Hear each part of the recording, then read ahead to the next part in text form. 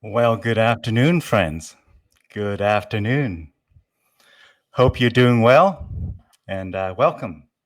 Welcome to another episode of Conversations with Dune and Friends. Today we have a wonderful, a fabulous friend joining us from the Edmonton area. We have Rhea March joining us. Can you still hear me in the green room, my friend? Wonderful.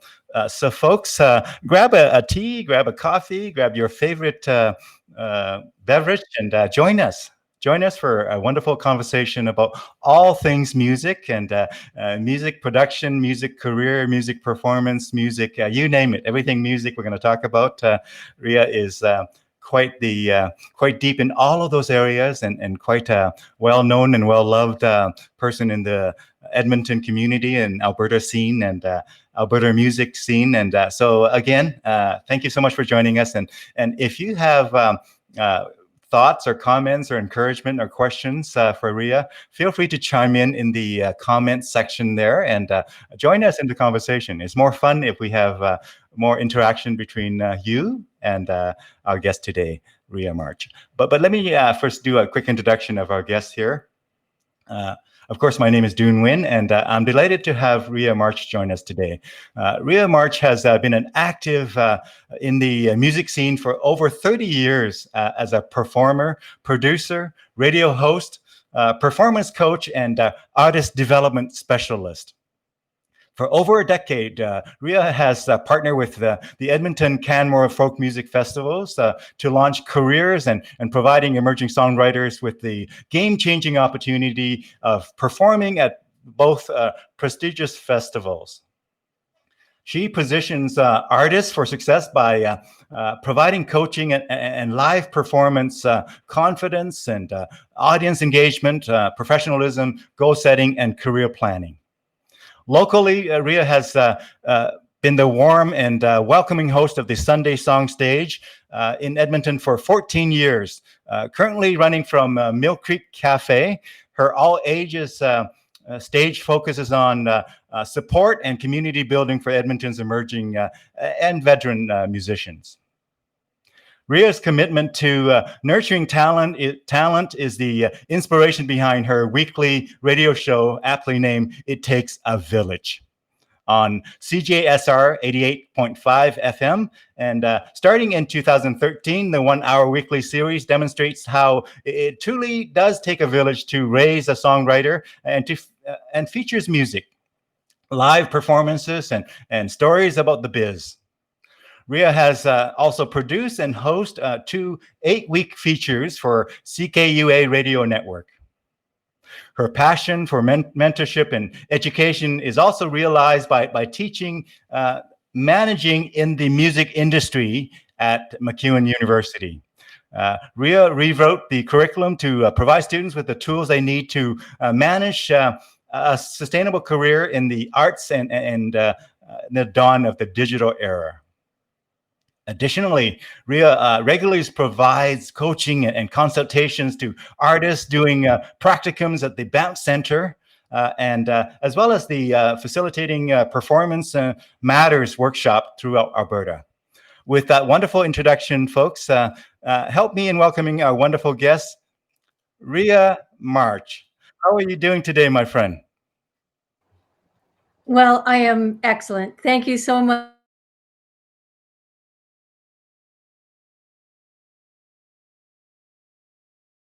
I'm absolutely humbled that you have asked me to come and join you today.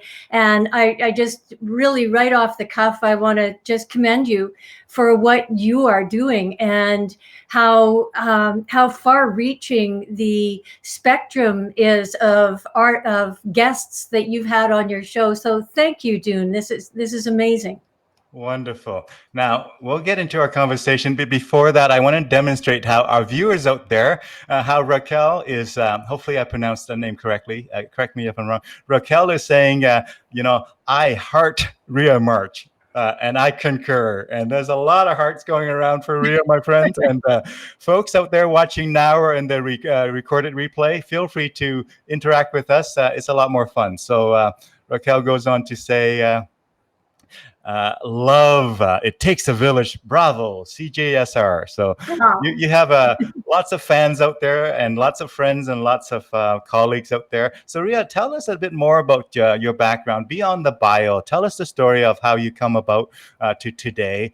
Must have been quite a diverse journey, quite a kind of meandering in some ways, and maybe changing and evolving. Tell us a bit more. Tell us a bit more. Well, how it got started, to be honest with you, my dad was a musician, and not of any kind of acclaim, but he was I was raised in the first part of my life in Saskatchewan. My dad was in a band called the Buckaroos. Wow. And I used to go to bed at night with and I would crawl out of bed and lay on the heat register in my room and listen to them practicing in the basement. And I always like to say these are actually heat register lines. I love it.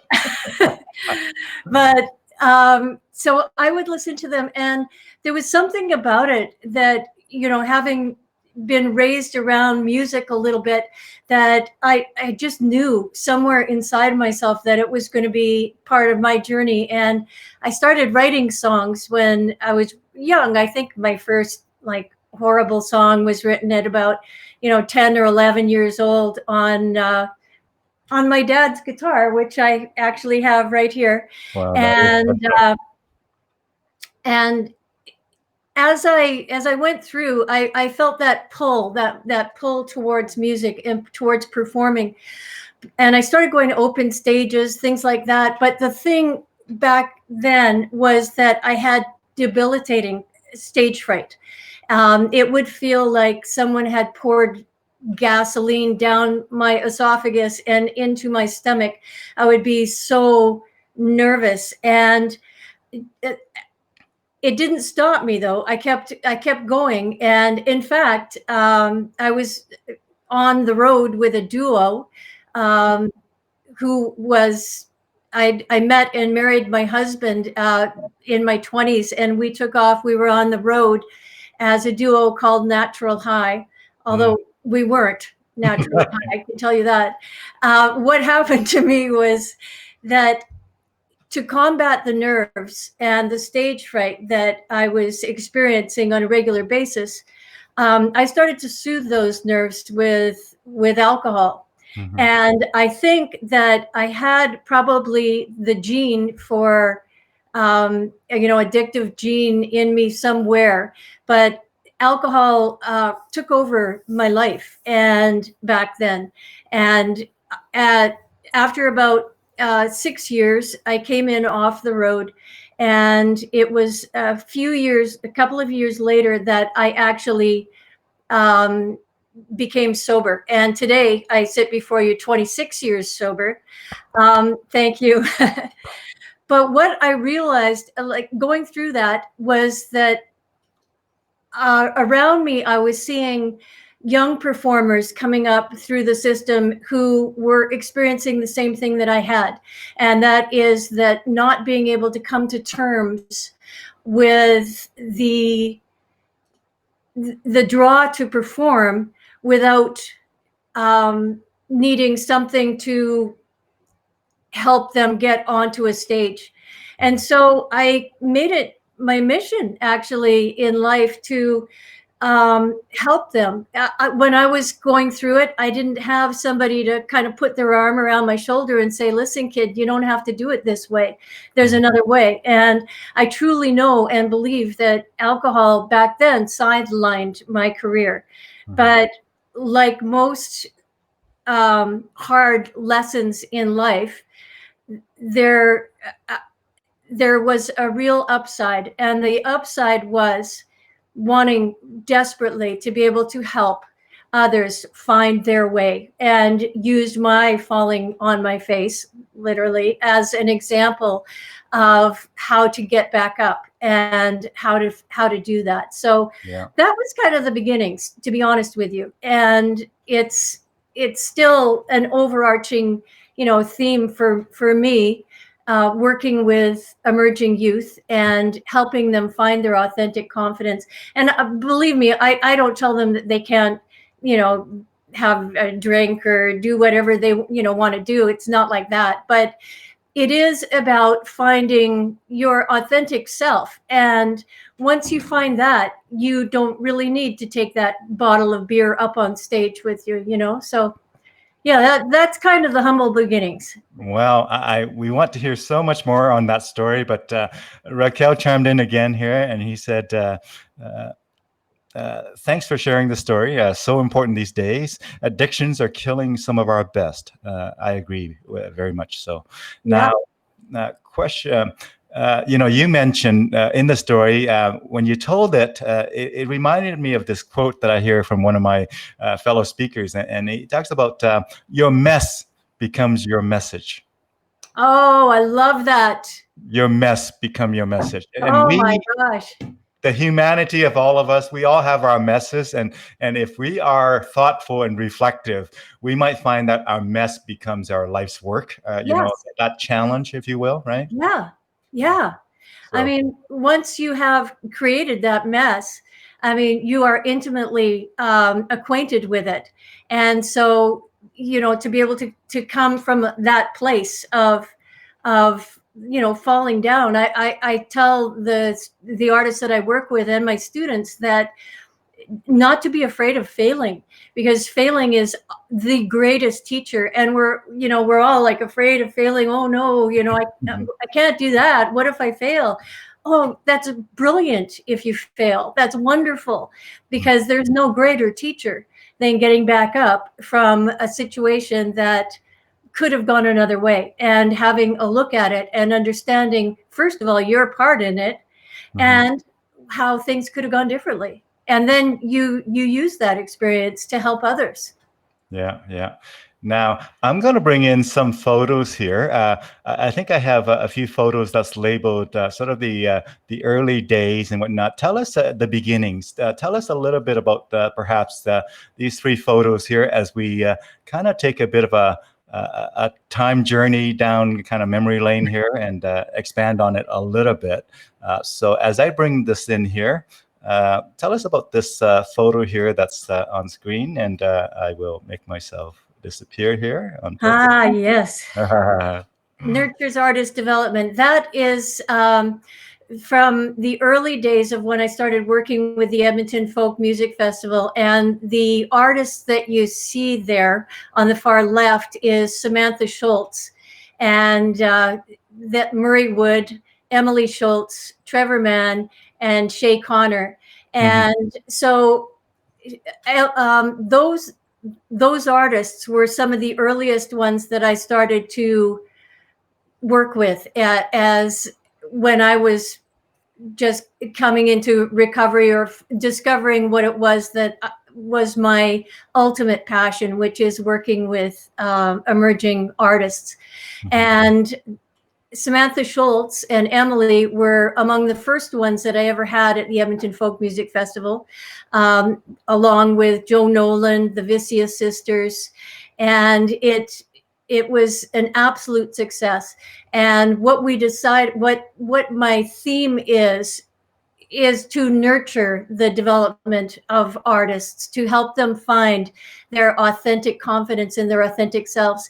And those particular artists that you see in that picture have gone on to do great things. In fact, the three boys there are the band Scenic Route to Alaska, and the boy in the green or the gray shirt, right there, that's my son. And he is the singer and songwriter of Scenic Route to Alaska, the band. They started as a backing band with me at the Edmonton Folk Festival because they'd been playing together since they were in grade 8. And they're all very talented musicians. And then they formed their own band and have gone on to do great things, just released their 6th full-length album. But watching their career span over the last plus decade has been an incredible opportunity for me to witness what the real evolution of an artist in the music industry, and how it does not happen overnight. There's so much work that goes into propelling an artist's career forward. And a lot of times the emerging artists that I work with and continue to work with will be like, well, why don't more people know me? Why aren't I famous yet? Why aren't I? And I just want to be, a household name. And why can't it just hurry up and happen? And so what I have the opportunity to do is explain that it's a marathon. And it takes a long time. It's one step forward and two steps back often, but each one of those back steps is laced with opportunities to learn and propel your career forward. So yeah, it's Scenic Route to Alaska, local Edmonton band, absolutely fabulous.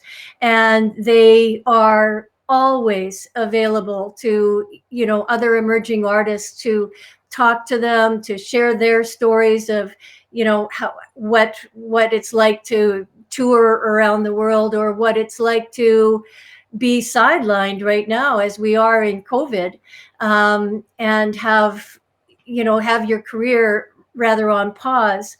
So there's one of the biggest incentives for me in working with artists is knowing that they're going to be willing to share their experience with other artists. It's got to be a tear down, kind of a situation, because for one, you don't know how much you know until you start to impart a little bit of information to somebody else.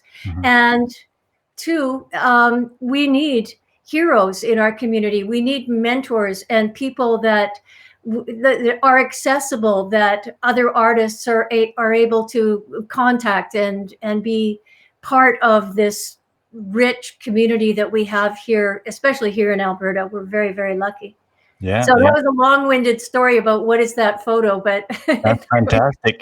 Did I get the name correctly on screen there? Yes, Scenic Route to Alaska. Oh, you know what? Let me correct that.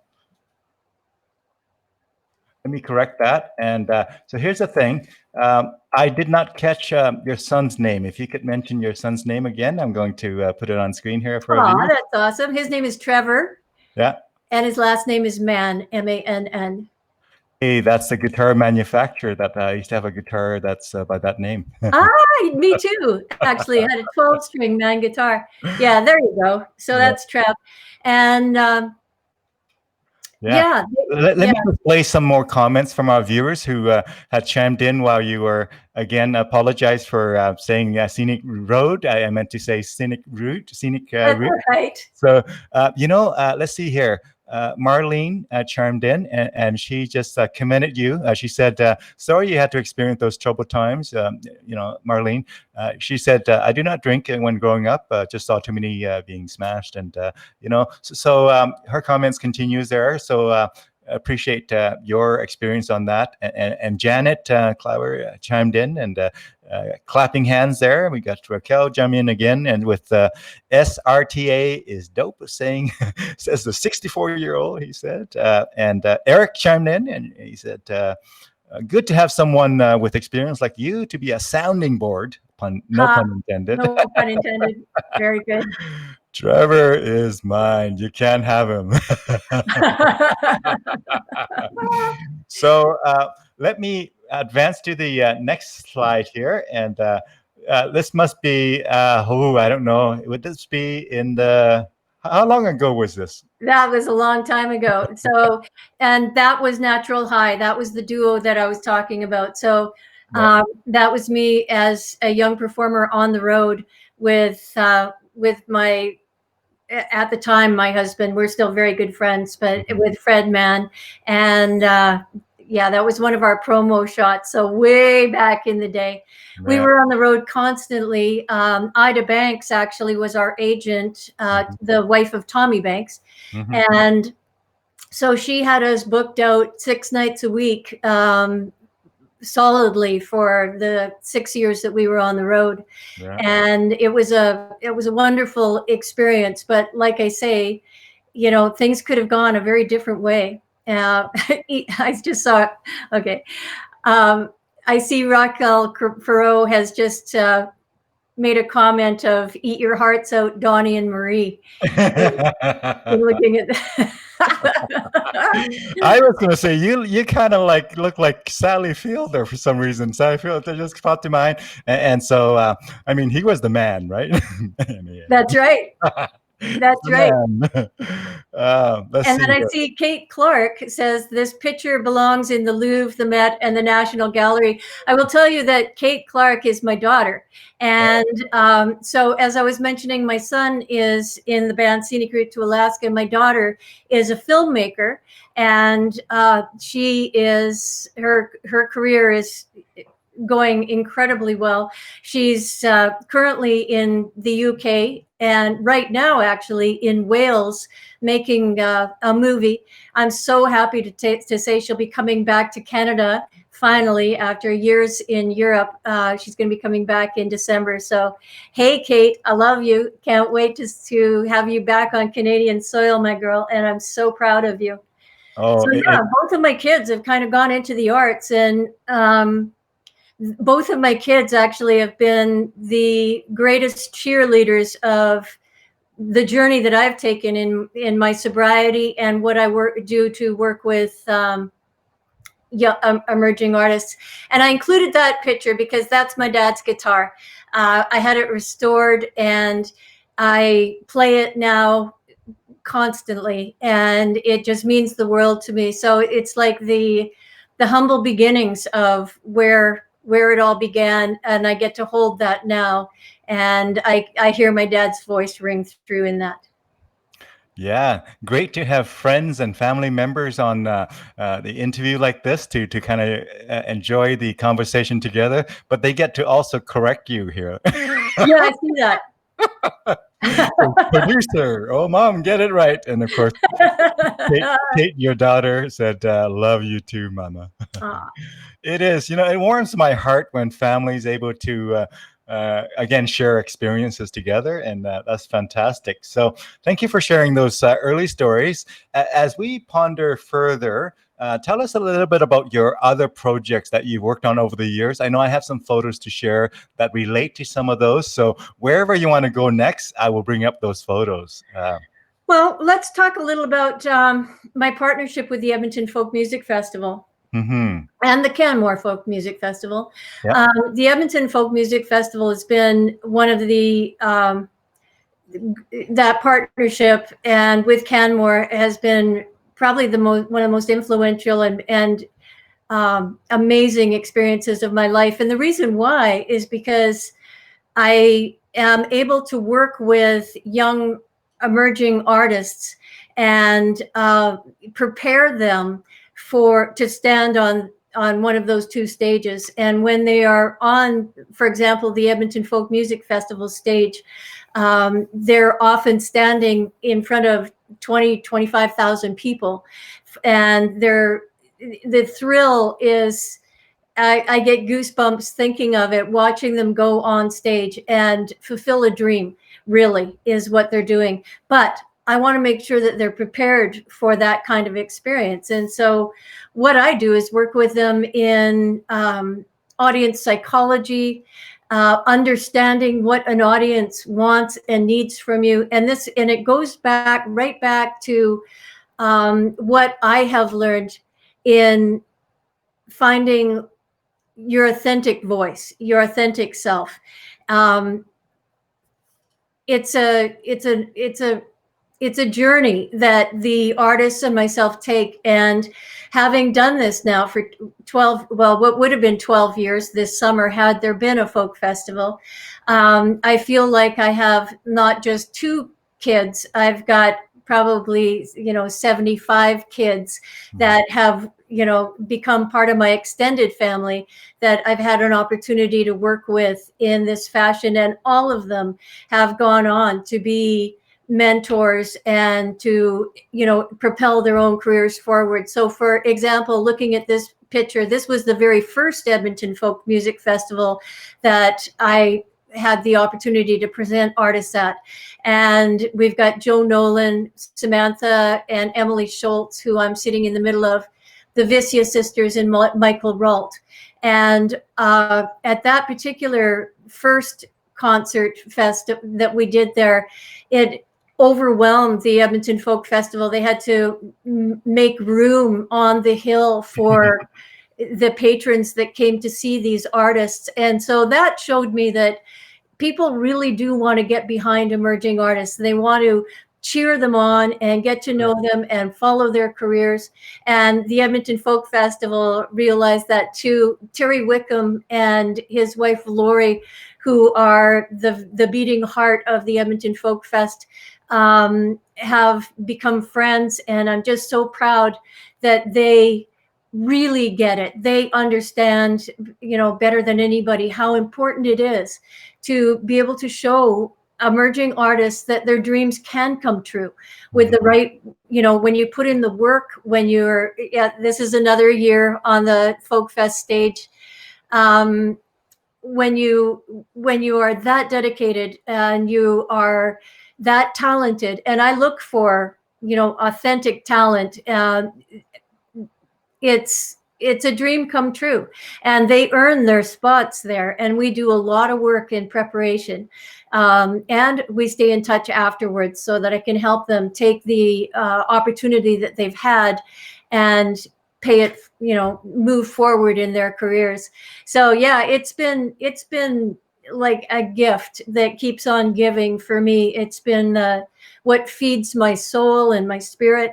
And the greatest works of my life really have been in helping these artists move forward in their careers and giving them an opportunity they might not otherwise get. And, it's like I say on my radio show, it takes a village. It really does. I can be a part of it, and I am a small part of it. It's really the community at large that comes out to support these artists and give them an opportunity to shine and know that they are loved and, just keep moving forward. So it's incredible.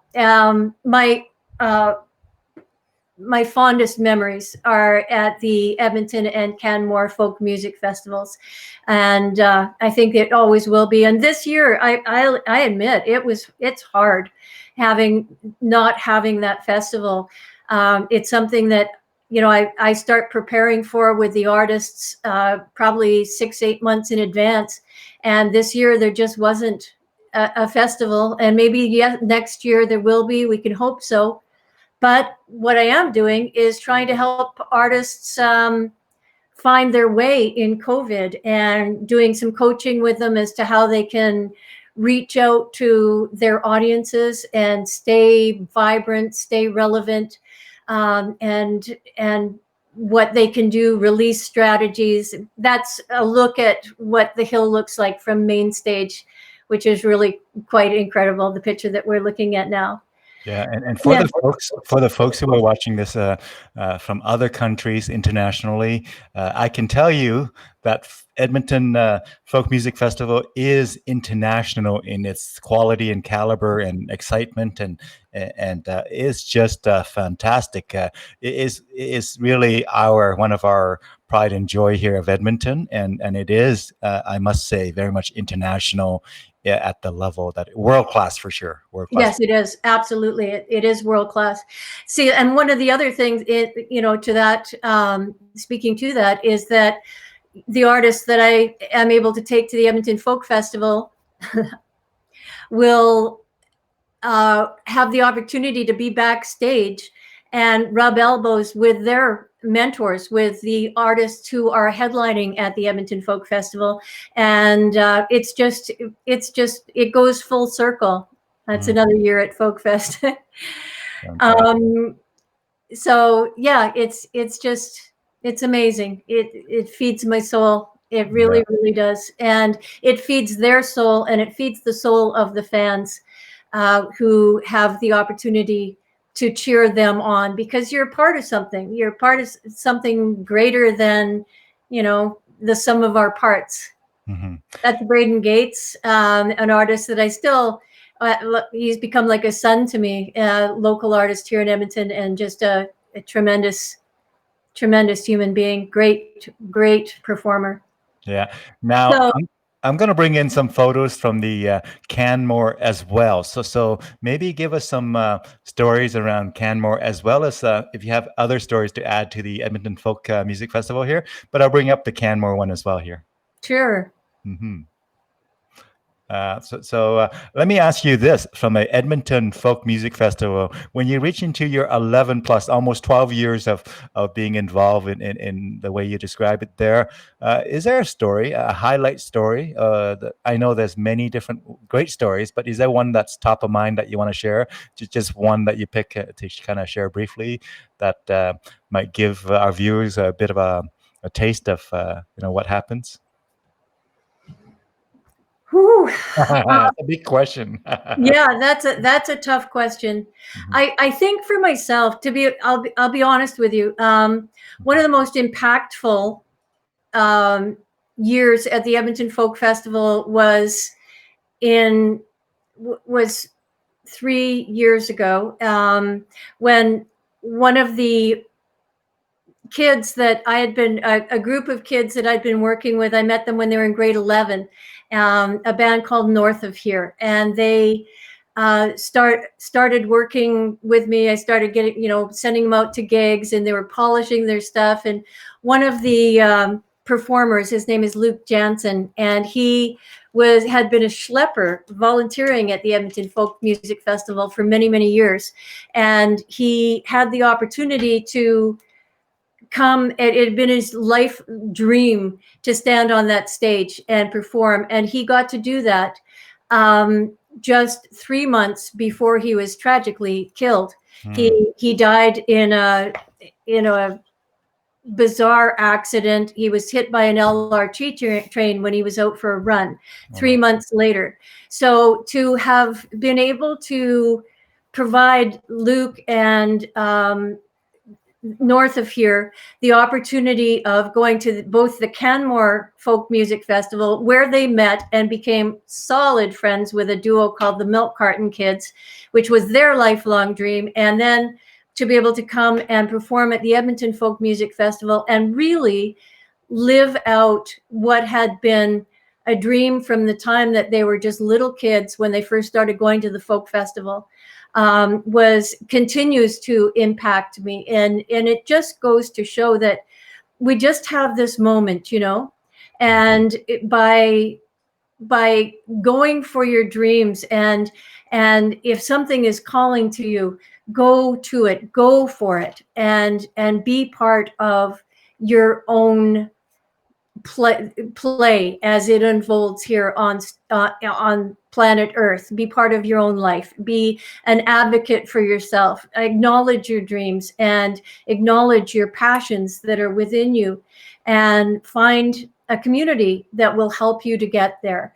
And that's exactly what Luke Jansen and North of Here did, and that remains with me all the time. So that was rather an emotional story.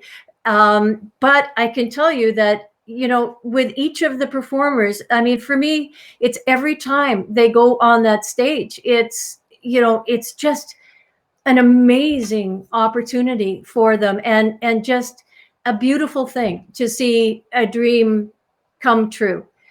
mhm. Yeah, You I'm know, so proud of them.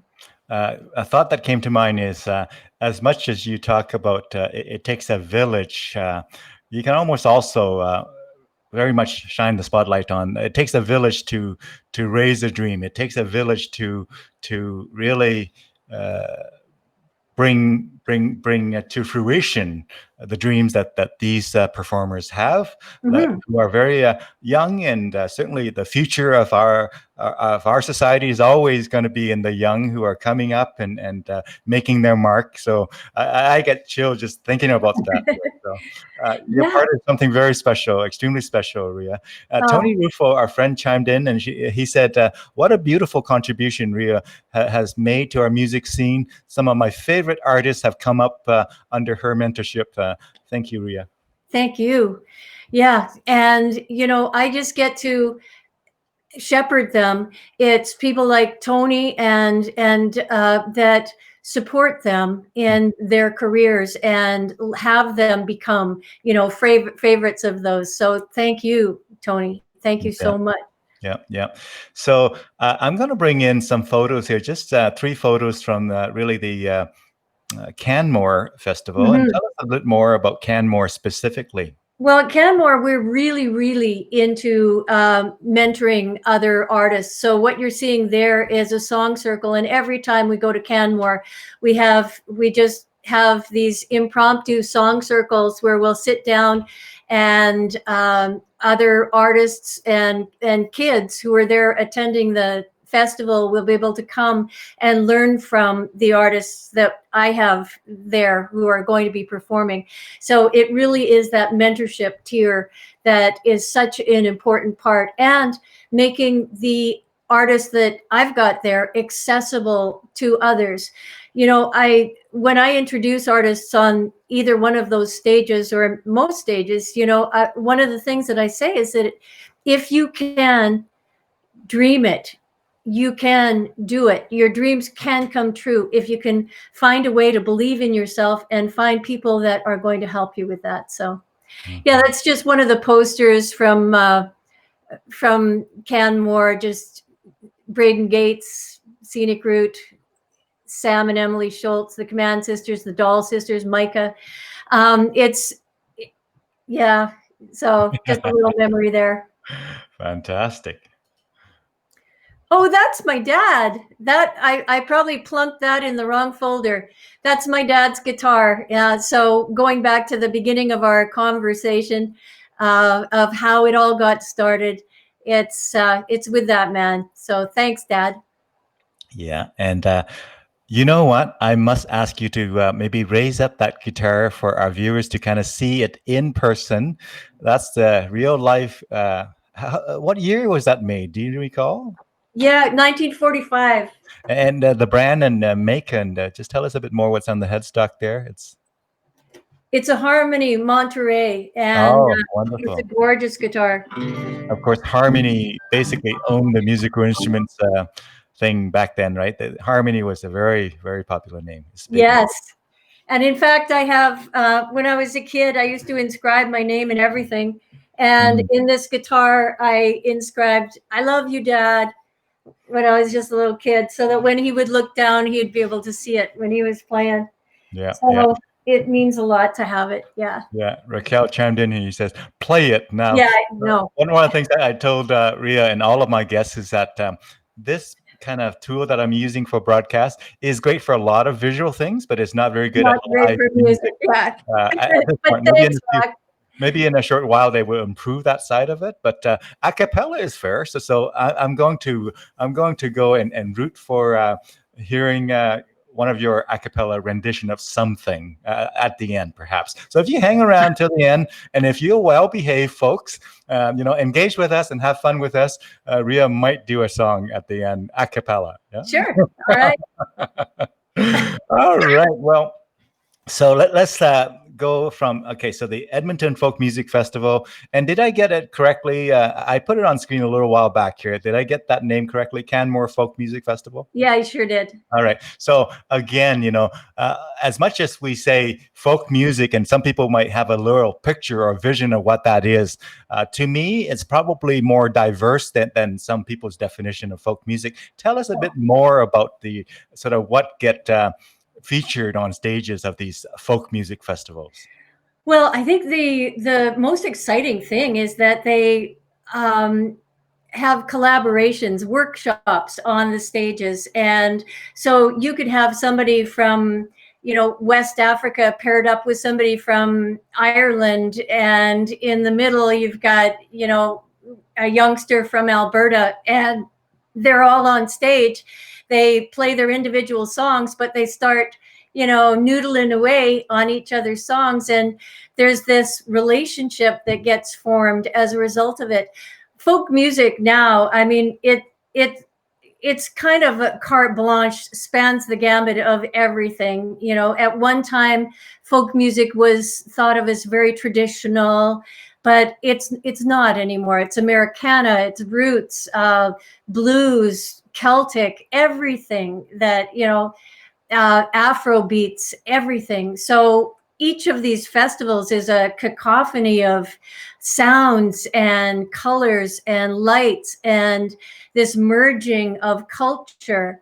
And so that's, I think, when I was mourning the loss of the festivals this summer, along with countless others, that's a part of it. It's that, just immersing yourself in this rich tapestry of culture and acceptance, and the currency is music, and so, and the thing that I find so powerful about music is it transcends everything. It transcends everything. When you come together in music, as strangers, you leave affected. You're changed just a little bit, and so, yeah, I've really missed that. I hope that we'll be back with live festivals soon.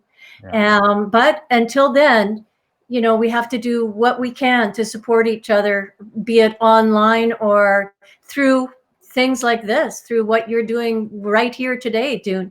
Yeah, wonderful. Now, you mentioned a word. You mentioned a word that, out of 132 interviews that I had so far with all the guests, none of the guests previously have used this term, my friend. And that term is cacophony.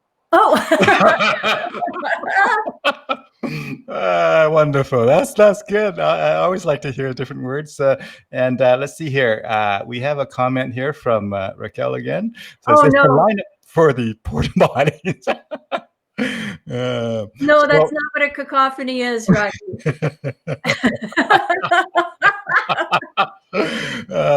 we'll let our viewers search the web, but tell us a bit more, expand a little bit further, maybe tell us stories as well into this. It takes a village. I'm going to bring in some photos, and we're gonna get into that. Sure. Well, I guess I would preface that with the Sunday Song Stage, which is something I started doing when I was working at CKUA Radio. And it was as this vision of mine for working with youth was starting to come into a form of reality. And the Sunday Song Stage, I've hosted for, as I say, 14 years, every Sunday night.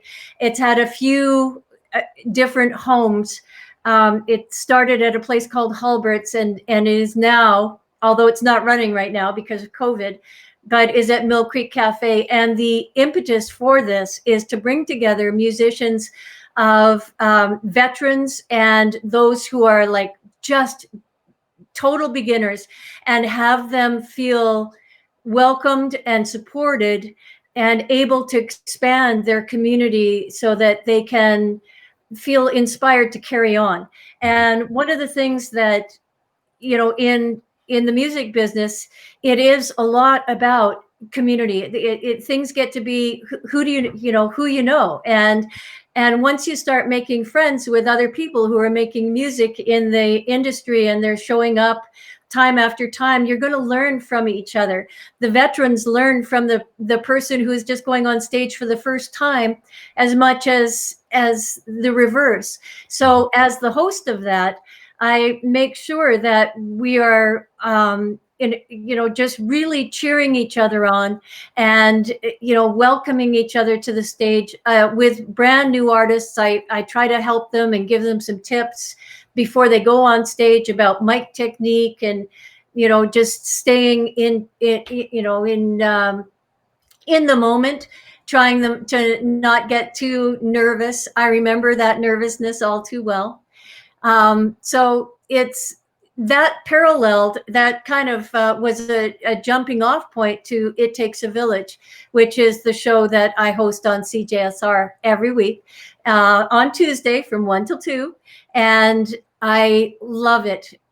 Up until when COVID hit, I was having live performances on the show pretty much on a weekly basis. And the purpose for that is to help help the artists that were coming on my show gain bigger audiences, introduce them to a listening community that may or may not know who they are. But a lot of the emerging musicians, I look at it as a teaching opportunity, an education, if you will, in how to conduct yourself, in how to navigate a radio interview. Not, people don't inherently know this, and so it gives them the experience to put under their belt and get to know people a little bit, get to know what to say, how to anticipate questions. Now, currently, when I go in and do the show, I have to wear a face mask. So that's my face mask. And it sounds quite muffled, but hey, we're doing what we can for the greater good. It takes a village, though. It's ultimately about connecting. That really, I mean, to me, community is everything. And without that, we're nothing. And so I know for myself, staying connected with the community at large, this is an opportunity for me to do that. I like to be able to really focus on the artists that are on the show and help them to get a leg up in the industry and propel their career forward. And in that capacity, I don't have a picture of Miles here, but I get to work with a producer who's an employee of CJSR. His name's Miles Wilkinson, and he's a 6-time Grammy-nominated producer who moved here from Nashville, and we're so fortunate to have him. And he's worked with some of the greats in the industry, Emmylou Harris for one, and John Prine, and people that are just icons. And he's wonderful. He too mentors these artists when they come in and they're in his studio, and he tries to get the best of sound from them. So I'm really grateful to be a part of CJSR. I'm a volunteer there, as are all of the DJs that program the station, and it's just been a joy to be a part of that. And it helps me be able to reach the community and get music out there of artists. Yeah, So, yeah. Now, did I get the name correctly on the screen you there? did. Yes, well done. Yeah, he's a legend, of course. He is, yes. And yeah. Guy Clark is another artist that he worked with a lot. And he's gone on to produce a lot of the artists that I've introduced him to as well. Guys like Braden Gates, and there's just so many. So again, it is all about it takes a village and who you're connected to. I think, if there are artists or potential young people tuning in, or anybody that's pursuing a music career, I think if I was to say one thing before our interview winds down, is that we're nowhere near winding down, my friend. We're okay. going to go long, unless you have a kind of extremely critical meeting. We're going to keep on talking, my friend. Okay. But I want to talk about finding that authentic self. When I do work, I do a lot of workshops in Alberta, or I used to, until COVID hit, and they're called Performance Matters, and going out to schools or communities and reaching artists who want to be on stage. And one of the things that I do with them is, because most artists intrinsically are we're all quivering masses of insecurity at heart, and a lot of the times what we'll think when we're going on stage is that, oh no, I can't do it. What will people think of me? What if I, make a mistake? What, this, that, and the other. And what I try to instill in them is that it's not about you. And I give them our exercises and meditations and performance preparation exercises to do, to allow them to understand that music is in your DNA. It's who you are. It's not going to change. It's not going to go away. You can try to turn your back on it, but it's always going to be there, saying, you're a musician, you're a musician. And so grounding yourself and allowing that to come through you, and realizing that this is a part of who you are, and why you're doing this is to be able to provide the audience, the listening audience, with an opportunity to escape from their reality for the time that you're on stage. And so your job as a performing artist becomes to embrace your artistry, begin to call yourself a musician. Many people are afraid, oh, I can't call myself a musician. Beethoven was a musician. I'm not, how dare I? And it's like, no, you have this in you. It's who you are, and it's okay. And once you do embrace that and accept the fact that you are an artist at heart and you are a musician, then you can begin to share that gift with your listening audience. People need songs, they need music from the beginning of time. It's how we've communicated with each other. And music changes our brain when we're in it, when we're performing it, and when we're listening to it. And so I give them a little bit of a background of understanding that what performing on a stage from the perspective of the audience. So audience psychology, if you will, understanding that even if you are shaking in your boots, if you come on stage and greet the audience in a way that exudes a comfort and confidence, then you give your audience permission to relax a little into the performance. Whereas if you come on stage and it's really noticeable that you're scared and you're shaking and you're not, that's okay. But it puts the audience on edge and it detracts from their experience. So when I tell the performers that it's not really about you, what I'm saying is it's about the audience, and it's about that shared gift of song that once you get out of your own way, you allow them to experience, and it feeds back to you, and you can feel it on stage when it does feed back to you. And then it's just this cycle of energy that it's beautiful. But then again, the other thing with it is being prepared. And there's lots of times that audiences will, or performers will say, well, no, I just like to improvise, and the stuff will happen in improvisation. And I think you're an artist yourself, Dune, so that the best improvisation will come from a well-prepared show. One of the things that I work with, in particular, when I'm working with any artist who's preparing for a concert, whether it's one song in a competition or it's a full set at a festival or a concert, is that you need to know ahead of time. Your brain needs to be mapped. It needs to know what you're going to do. And I think that when artists begin to understand that your brain has as much to do with your delivery of a performance as does your musicianship or your ability to sing or write great songs, it's like an aha moment. When we mind map, when our brain knows what it's supposed to do, and we spend time visualizing. And I encourage my artists to visualize their performance from start to finish, several times before they ever take the stage, days before you ever take the stage. What's your set list? What's the arc of it? What are you going to say in between those songs?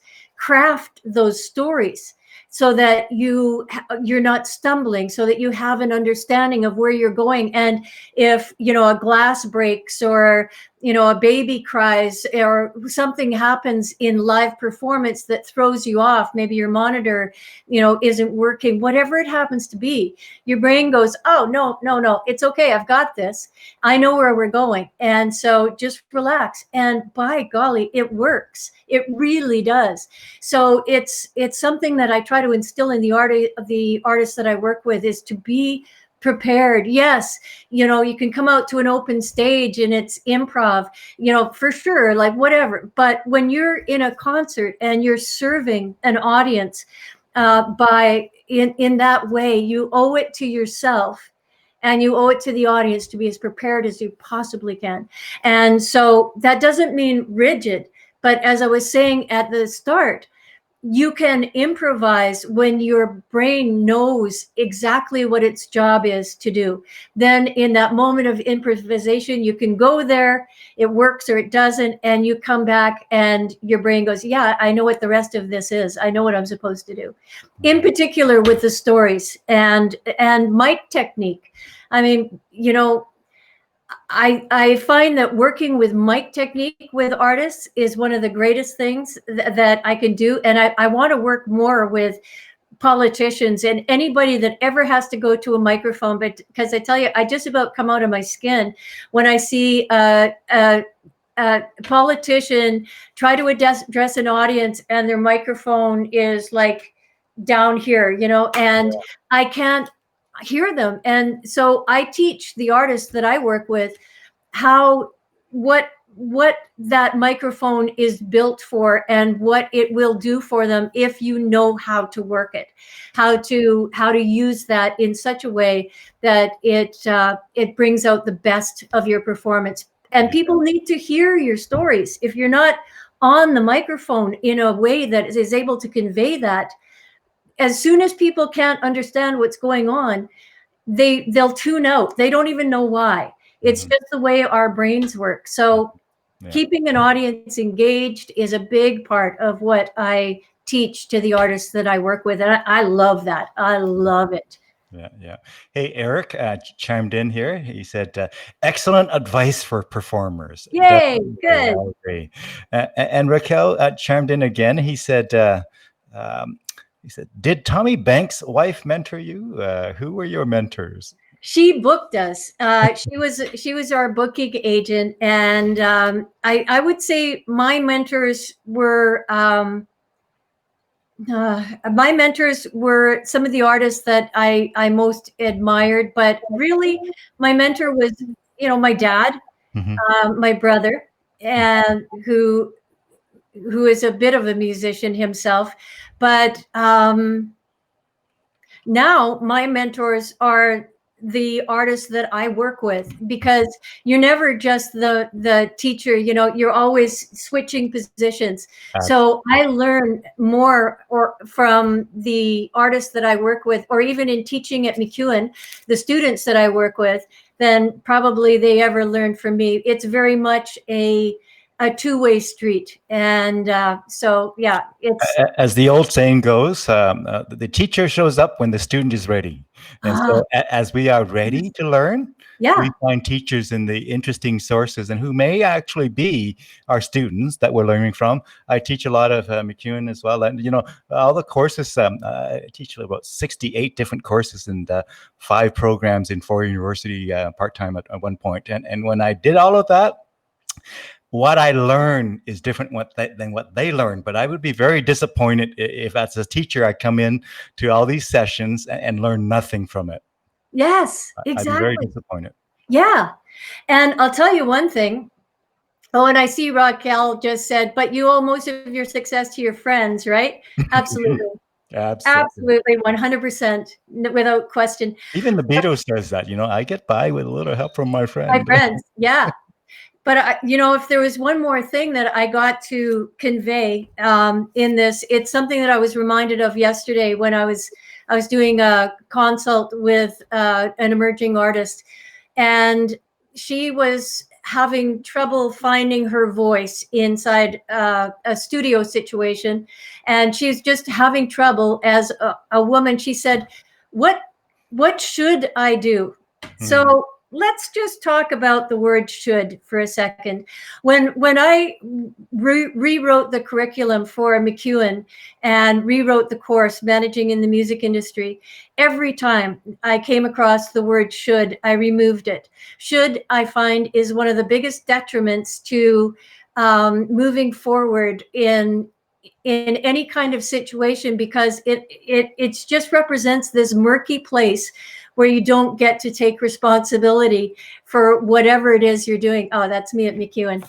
So, for example, what I was telling her was, anytime you catch yourself saying should, oh, I should have done this. I should have spoken to the audience that way. I should have played that song. I should have told the producer what I really want from my next record. If you take out should and you replace it with would, could, will, it changes everything. I could have told the producer what I wanted, but I didn't. Why didn't you? And often it's because we don't authentically believe we have a right. We get, especially as artists, as going back to that, masses of quivering insecurity that is within all of us, we default to that. And then we'll kind of go into a bit of a victimization mode of, well, I should have, but they didn't listen. No, you could have, but you didn't. And it allows you to take responsibility. And in my life, when I've fallen flat on my face, as I have many times in my career, and made mistakes along the way, which I continue to make, when I have a look at them, I cannot allow myself to use the word should ever. It's, I could have, but I didn't. Why didn't I? I would have, but I didn't. Okay, why? And when you start to look at your life in that way, removing the shackles of the word should, you take responsibility. Oh, that picture, that was a highlight. That was at the Windspear. I got to perform at the Windspear Center, and it was, I absolutely loved every moment of it. I opened for a friend of mine named Martin Kerr, and it was amazing to be on that stage. And I got a chance to put into play everything that I teach. And I do that, by the way. It's not just me spouting off when I'm performing or when I'm preparing for any kind of a performance or my radio show or my open stage. I do spend some time, or today, as a matter of fact, I do tend to spend some time just preparing mentally and, just really hoping that I'm able to convey what I'm trying to convey and connect with people that I'm trying to connect with.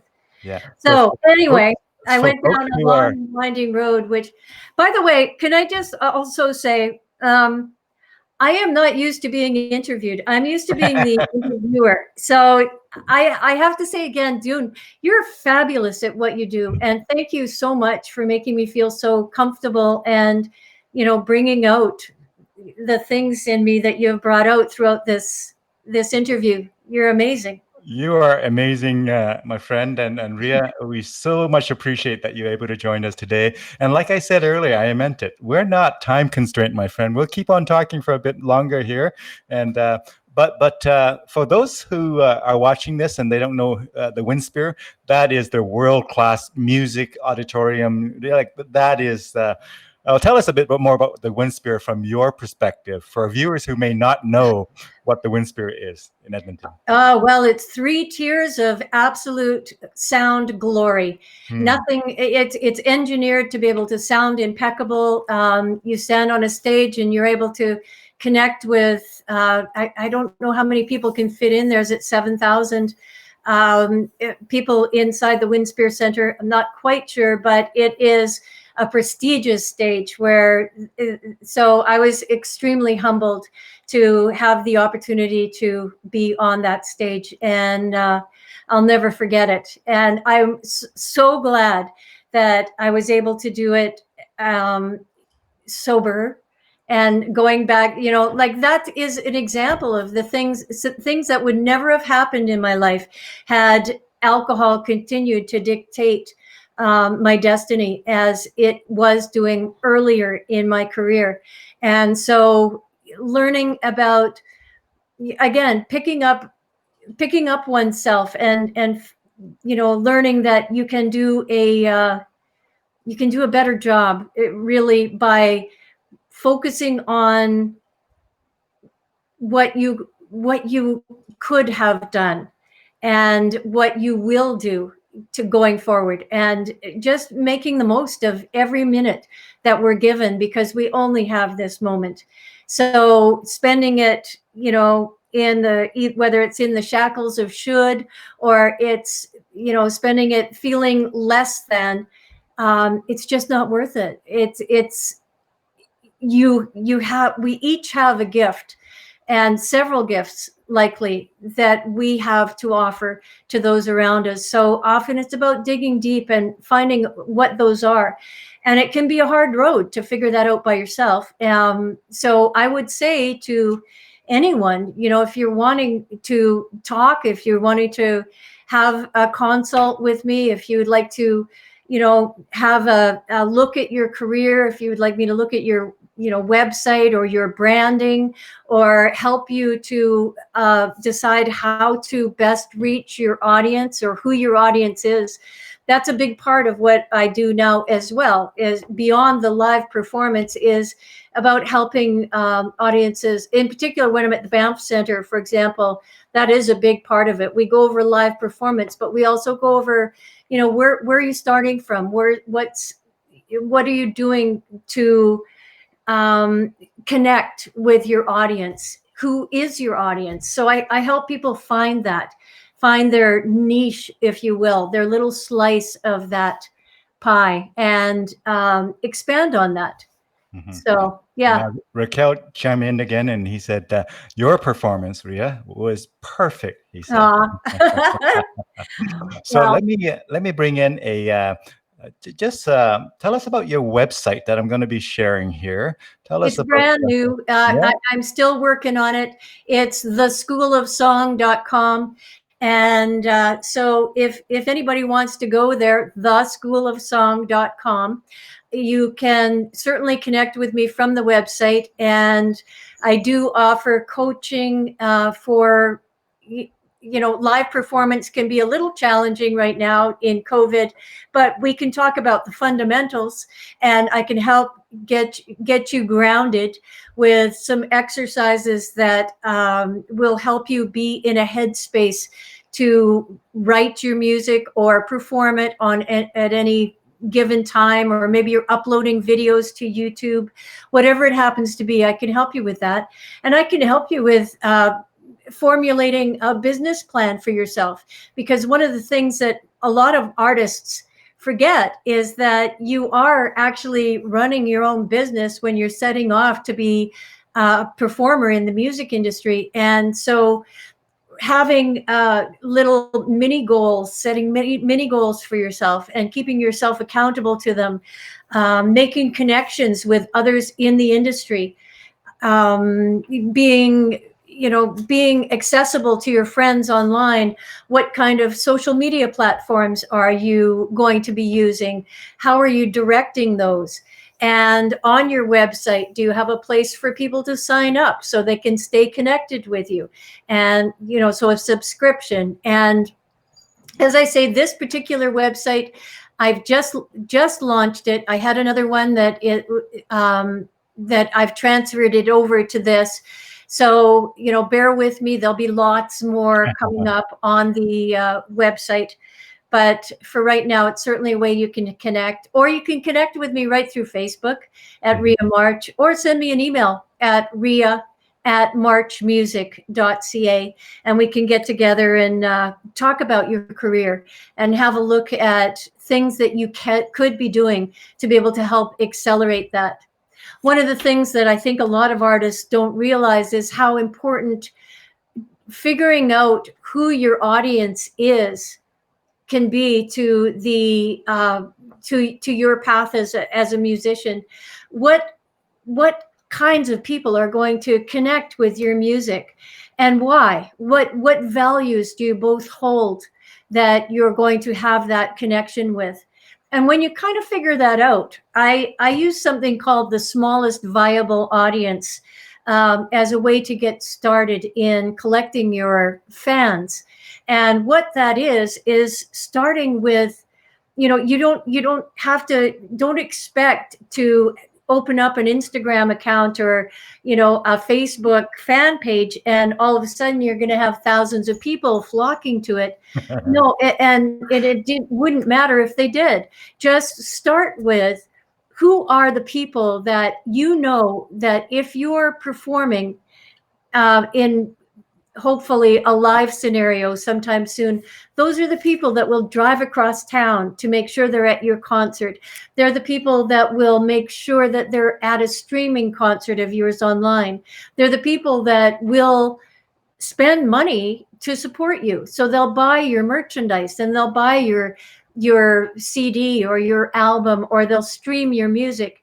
And if you can, over a little bit of time, collect even 1,000 dedicated followers that you are now interacting with and you share something with, and you think to yourself, well, these 1,000 followers, let's say they are each willing to spend $50 or $100 on you a year, then all of a sudden you're sitting pretty good.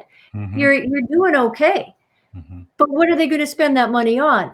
Well, it's probably going to be merchandise and your product, your actual CDs, but merchandise has a lot to do with it. Mm-hmm. And merchandise doesn't really sell until you have some idea who you are as an artist, Mm-hmm. which takes us back to branding. Mm-hmm. And that's something I love, working with artists on branding, Yeah. on helping them find who they are authentically, that they're then able to translate to their website, to their social media platforms, and to their merchandise. And so that when people order their merchandise online or in person, when that happens again, they feel like they have a little bit of that artist with them. And that is so important to the audience and the fans of today. They expect that connection with the audience, or with the performer, I should say, because it has come to that. We're no longer, 7 degrees of separation. We're 1 degree of separation by way of tweet or Instagram or website. And so who are you in that instance? What are you about?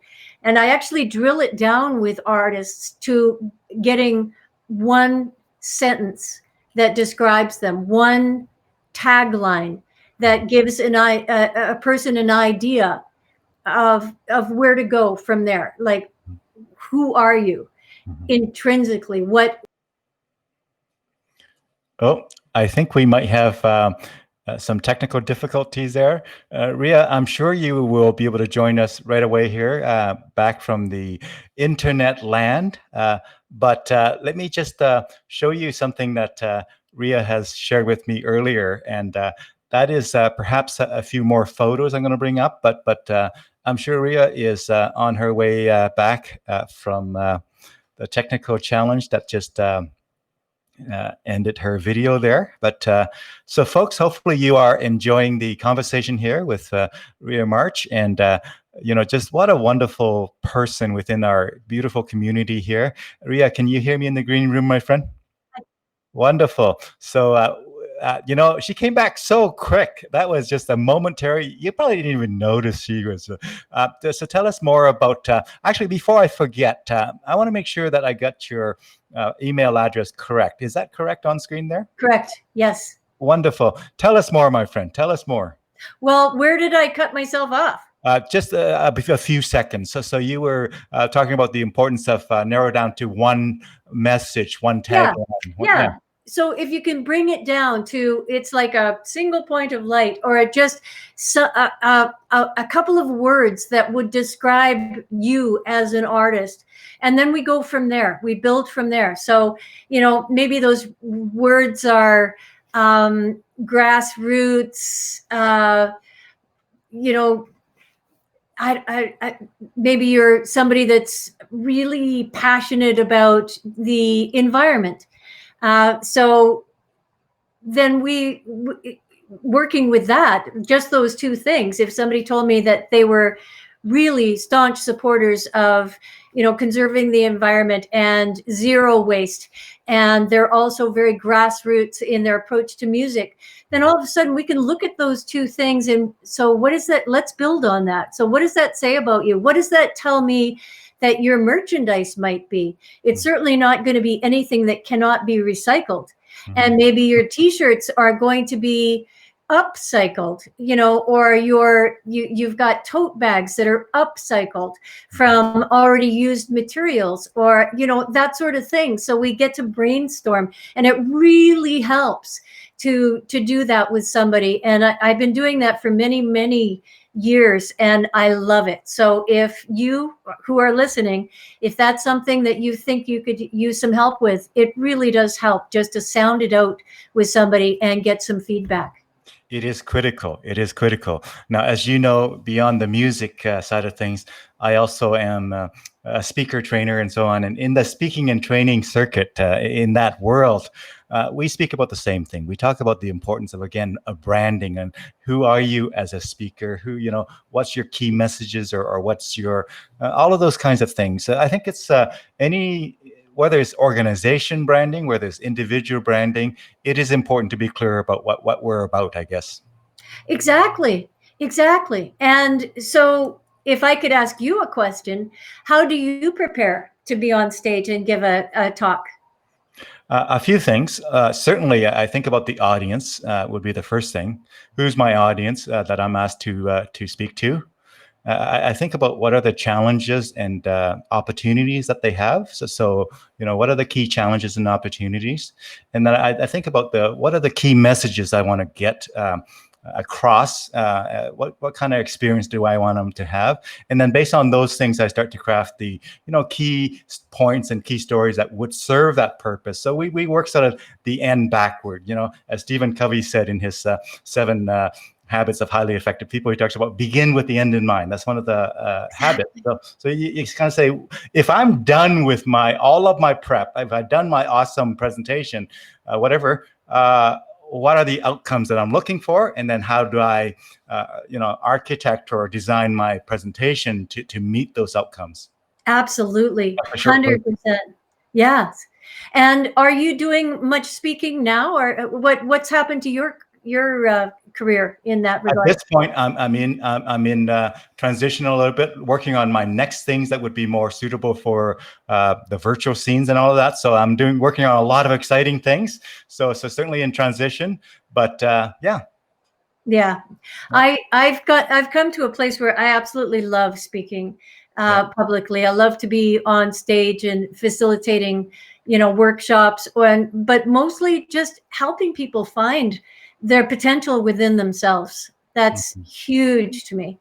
And if something, if I can contribute in some small way to that, then it's a good day. Just for fun. So I'm in my sit down kind of interview kind of setup, right? So yeah, wow. Sit down setup here, and there you are on monitors, and But then over here, when I do presentations, it's going to be a stand-up presentation. So I got that going there, and then of course sometimes I got some client billable work that I need to do, and that's over there. And you notice that guitar amplifiers sort of spread it out sort of everywhere.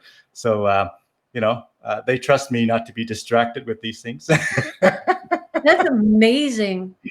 That's absolutely amazing. So, this is hopefully you're having a lot of fun. I'm having a lot of fun. And let's see, we have some more comments here from Raquel. I'm just going to bring here. Let me go. Here we go. Raquel says, I wonder if you both like to work with the same type of client. Great question. Perhaps. Now, I've taught at MacEwan for years, so that's one of my clients, and many different courses there in many different programs. So that's one of our clients is MacEwan University, but I'm sure there's other clients that are similar as well. Absolutely. Oh, look at that. He's egging us on here. Yeah, Raquel says, I'm sensing a new power team. All right, let's hit the road, Dune. Let's do it. So I want to hear more from you. So tell us a little bit about COVID times. How are you? What does a week look like for you during COVID time here? I know it's different for all of us. It has impacted all of us in various ways. But as you talk about that, I'm going to bring up some photos that have COVID sentiments and COVID scenery, if you will. So tell us a bit about that. All right. When I started when COVID started, actually, just after COVID started, I made an incredibly ungraceful fall down my stairs. Oh no. And so for the first probably 4 months, I was a bit laid up with cracked ribs and compressed spine. So I have just actually begun to get my mojo back, if you will. And, you know, I I think that, I mean, COVID has thrown a wrench into everything. It's thrown a wrench into what I do, for sure, and the lives of the performers that I work with. But mostly, what I've found is that community matters more now than I think it ever has before. And it has found a new way to emerge. I get calls sometimes from people that I haven't spoken to in months, or I'll have a thought about somebody and I'll actually phone them, as Hmm. opposed to just letting that thought pass by. Hmm. And so I think that as humans, we need that so much. It's just, we're a community. We live and breathe community in this world, and we need to have people around us. Even the most staunch, you know, uh, introvert needs people at some time. So for me, it's been about reconnecting and connecting with the people that really mean the most, making sure that I'm talking to um, my family, my kids, and which means the most to me. Staying in touch with them, they are my heroes. So I make sure that we touch base. Hmm. um, it's a strange time, but all we can do is together get through it and try to be as safe as we can. Wear masks when we go out, follow protocols, and we'll get to see the end of this at some point. But for right now, this is something that we can't control, and like most people, we like to be in control of something. Hmm. And for many of us, and many of the people that I talk to, that's a real tough place, because we are having to relinquish that control. So to that, I say, you can be control of your thoughts. You're Hmm. not your thoughts. And so when you find invasive or negative thoughts coming in, to understand that they don't have they don't have the right to dictate you. When that happens, stop for Hmm. a moment and see if you can acknowledge it, but then try to replace it with something that you are grateful for. Yeah. And even just being grateful for the light in a lamp or the life in a plant within your house, it can distract that thought for a second and kind of bring you back to a place that isn't quite as Yeah. scary. I often talk about being the CEO of your own life. Now, CEOs, by the way, just because you're the CEO, I mean, you imagine all the companies and organizations, it doesn't mean you can control everything. CEOs don't have control of everything. CEO can't just snap a finger and make things happen. But what CEO is at the very sort of core of it is they are responsible for that ship. They're responsible for that organization. We're responsible for our own lives. So we think of ourselves as the CEO of your own life. Um, you know, um, the road is very challenging and turbulent. What would a CEO do, right? Not a, what one of the. Irma chimed in here, and she said, "There you are." Irma McPherson is an incredible person who I've gotten the opportunity to work with in the music industry for many years. Irma also shepherds young artists, and just does phenomenal work in the music industry. She's also very humble, but she's an incredible person. And if you're looking for new people to interview, Irma McPherson would be a tremendous interview for you. She's taken many artists to Big Valley Jamboree and helped young artists find their way. in this crazy music industry. She's a wealth of information. So thanks for tuning in, Irma. Really appreciate it. Yeah, thank you, Irma, and definitely, if you're interested in chatting, we can connect offline there. And thank you, Rhea, for that introduction. And seems like you have a bit of a mutual admiration club there between Irma and you. She thinks the world of your work, and vice versa, and so that's fantastic. Now, you mentioned the importance of human connections, but I think it goes beyond that, as one of your photos here demonstrate, right? Oh, that's my isolation buddy. That's my dog, Kiska. I Fantastic. love her so much. She's 10 years old Hmm. now, and she's a Belgian Malinois, and which is a type of German Shepherd. And she came into my life when she was about 1 year old, Mhm. and has absolutely been my sanity in this, in this time of when we can't hug people. I can hug her. Mhm. That's as Yeah, yeah. she is my isolation buddy. So when we're talking about COVID and what has gotten me through, she continues to get me through. She makes sure that I get out for a walk. Oh yeah, we're goofing around there. As they say, when we serve somebody else or some other entities, service is a great way to avoid depression, right? When we're of service to somebody, when somebody needs us, when our dog needs us, when our cats needs us, whatever being needed and being of service is a very powerful sentiment, a very powerful thing, right? Oh, it so is. And again, it's just about that connection. And I think that animals understand where we're at in a big way. Mm. And oh yeah, that's us goofing around. So, Love it, love it. Yeah. oh yeah, and there we're being safe. We're being very safe. I Uh, haven't been able to find a face mask for her yet that works for her, but I can wear mine. mhm, mhm. Yeah. So now, some of our viewers might have some more questions for you, but before we wrap up and before we round the corner, I want to ask you a number of questions yet. And the first question I want to ask is, are there, when I reached out and say, hey, Rhea, would you like to come on for an hour and a bit and just chat about different things, community building, music, and all things music, and really connect in a very casual way? And you say, yeah, sure, Dune. Were there topics that you wanted to talk about what we haven't gotten to yet, my friend?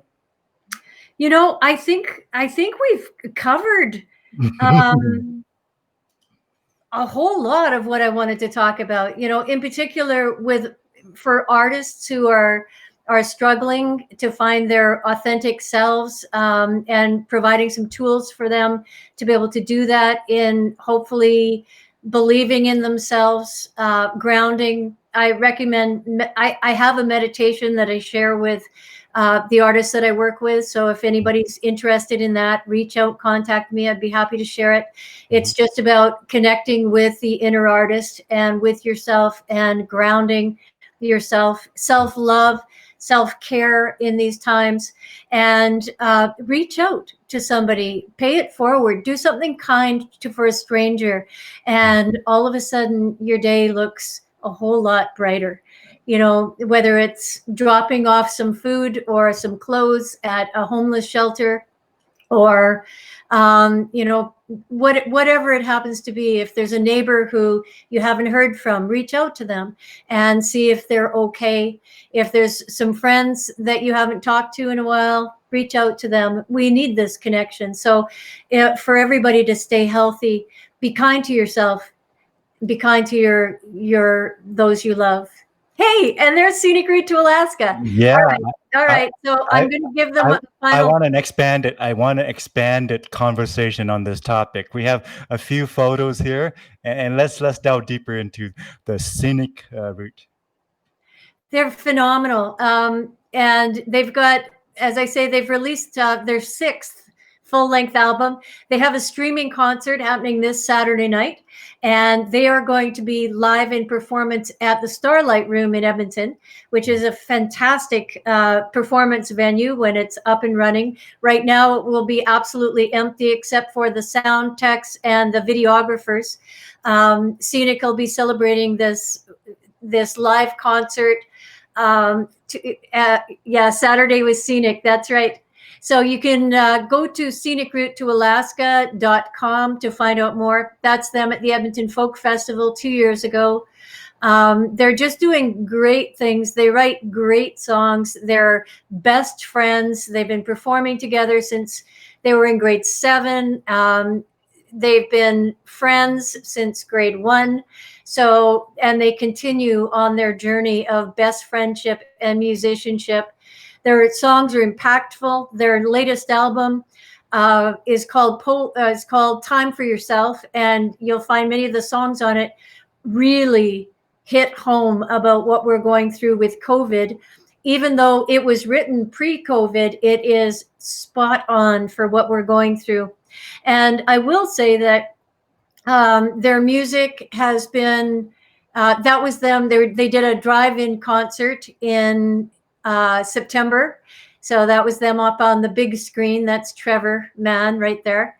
But Yeah, they're wonderfully talented, and I encourage everybody to tune in and give them a chance this Saturday. Enjoy the concert with them and feel connected, and stream the album. Get the album. It's phenomenal. They've also got some great live music videos out in tandem with the album, and the most recent one, which is Time for Yourself, is a whole lot of fun. They're at the Edmonton Music Awards. They took home 5 trophies for Group of the Year, Album of the Year, Performer of the Year, Single of the Year, and something else. I forget what. But wow. they're just wonderful, Impressive. wonderful kids and deserving of support. So Scenic, that's me. That's Mom with Proud the boys. mama. Proud mama. Yeah, very much so. Very proud. And they continue to be an inspiration to so many. So yeah, thank you for that, Dune. Thank you for allowing me to talk a little about them. Oh, it's heartwarming to see success stories and to hear about the journey and of all of the challenges that are undoubtedly along the way, and to be able to have some milestones that are very notable. So that's fantastic. So I have a couple of things to maybe ask you, but let me just get into the whole thing around. So when you teach at, let's say, MacEwan, when you teach at MacEwan, and you do also teach elsewhere in other formats and maybe a bit more informal and whatnot, but what's your style of teaching? Maybe expand on that a little bit. What's your philosophy to teaching these things to your students who show up? Oh, well, I think that first of all, being a human and having them understand that I'm coming to them to teach from a place of experience and passion, and that I want them to succeed, probably sometimes more than they want themselves to, and that I am there not just to teach, but to listen as well. I want to understand what it is that they're really wanting to learn, and make sure that the course or the curriculum addresses that in a way that they feel fulfilled and satisfied by the end of the term. I help them to understand that with planning and commitment and work, they can achieve. They can do it. They can achieve, and they are important. And in the field of artist management, we need them now more than ever before. Alberta wants to be self-sustaining as far as the music industry goes, and we are sorely lacking in artist managers, people that can help shepherd careers and be there to be an influence and an advocate for artists. So that's where I teach from. And as I say, every time I teach, I learn more than I likely ever teach, because I'm continually learning from the students as well. And it's also just a matter of trying to stay current. And so I'm always doing research as to what's happening, how have things changed? How is the music industry evolving? But no matter how it evolves, at its very core, it's about connections, and it's about getting to know others in the industry. We're very fortunate here in Alberta to have a place called the Alberta Music Industry Association, and Alberta Music is a lifeline to artists who are looking for tutoring and help with grant writing or help with career decisions. All that, Alberta Music is there to be able to help them. So I always bring in guest speakers, and I rely upon the expertise of others to help my students learn as much as humanly possible. And so far, it's been going pretty well. I become friends and stay in contact with the students that I teach as well. And I'm always, when the curriculum ends, when the course ends, their relationship with me does not end. I'm always available to them to be able to help answer questions or help guide them in their futures. Fantastic.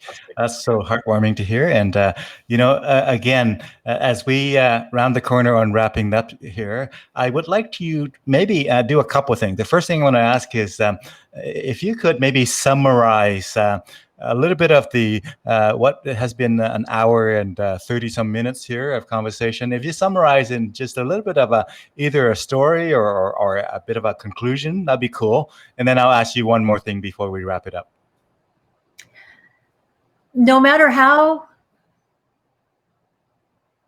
I guess in summary, I would say, no matter how far down the road you go,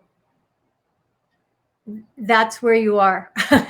I mean, it sounds pretty simple, but in this industry, it's a journey.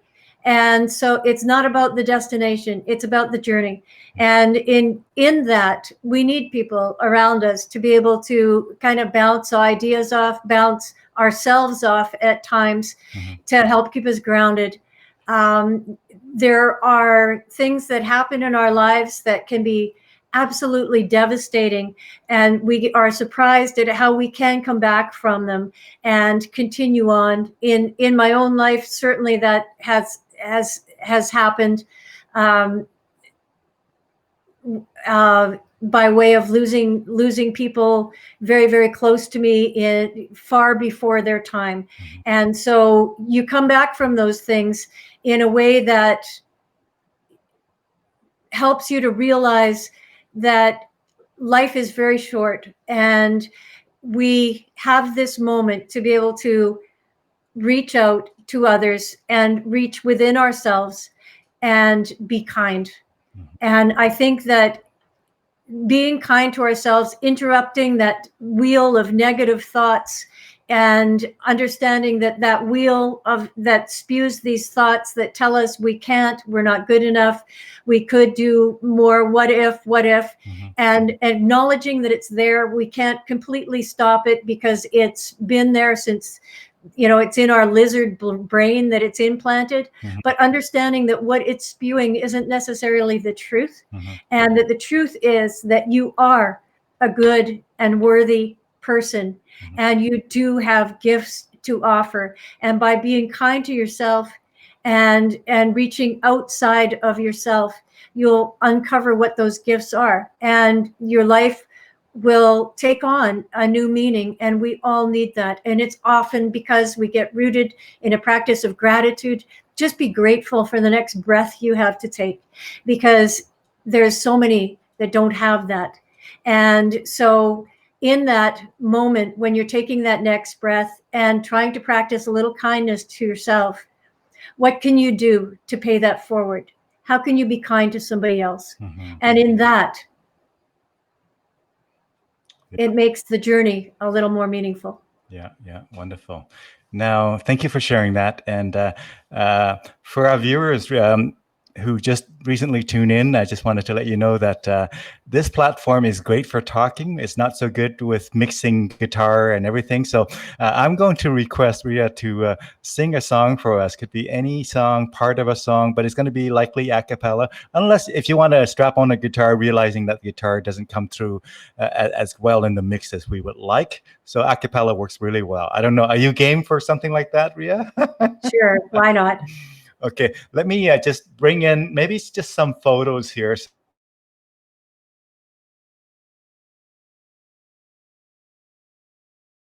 Get onto that because this I think will add to it. So give me a second to just go ahead and do that. That there, and I'm going to bring that in, and I think that's good. I think what we're going to do is we'll just get ready to kind of do this. Okay, so let's. I will take myself just off screen here so we can kind of give priority to that. So yeah, I don't know if you have a song in mind, but let's get into that surprise. It's a bit of a bonus for our viewers. Okay.